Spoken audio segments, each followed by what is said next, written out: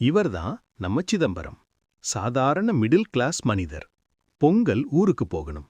இன்னிக்கு தான் Tatkal ticket open ஆகுது. மணி சரியா காலை 10:59. சிதம்பரம் சார் ஏதோ ராக்கெட் லான்ச் பண்ண போற விஞ்ஞானி மாதிரி அவ்வளவு சீரியஸா தயாரா இருக்காரு.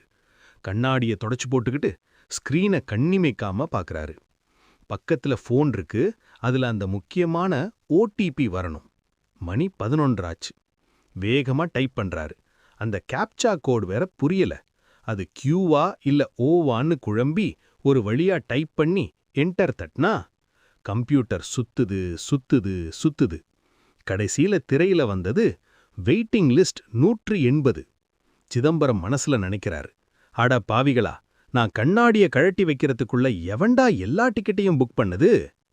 கடைசியில வழக்கம் போல அரசாங்க பேருந்துல கூட்ட நெரிசல்ல தான் போகணும் போல.